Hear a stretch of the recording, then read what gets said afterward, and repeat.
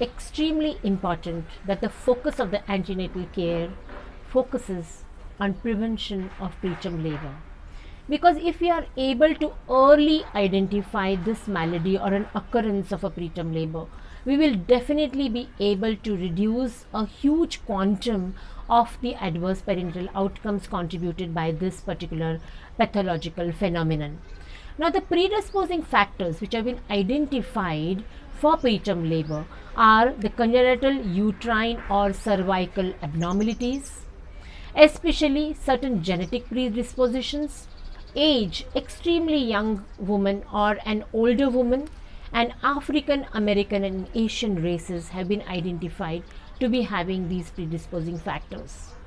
Especially women who have had history of preterm births or women who have other comorbidities like obesity, diabetes, hypothyroidism, infertility, conceived pregnancies are much at risk of preterm births.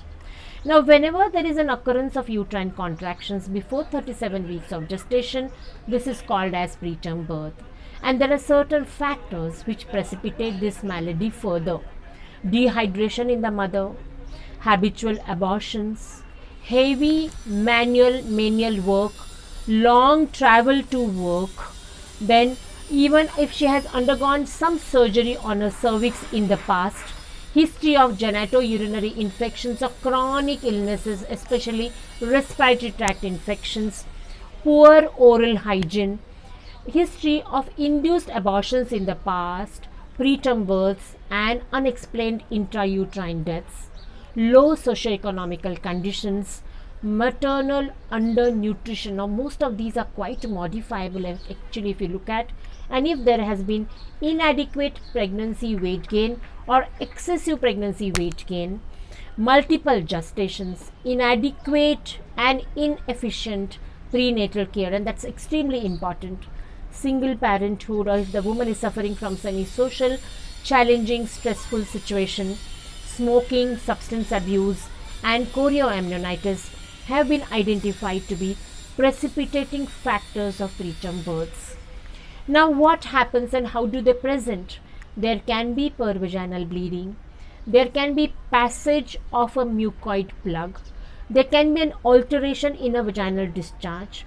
Many of them complain of heaviness in the pelvic region or the suprapubic region or a backache.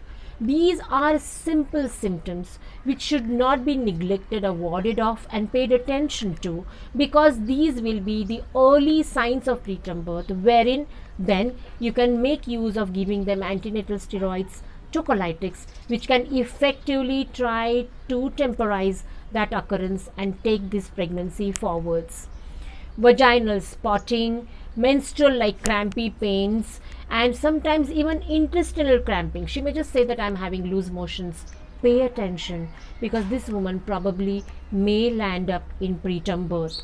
So, being extremely sensitive to the symptoms, looking at the risk factors at the first visit itself, tagging these women as those special women who are at risk of preterm births will go a long way in bringing out quality in the antenatal care that we provide and will help in preventing preterm births.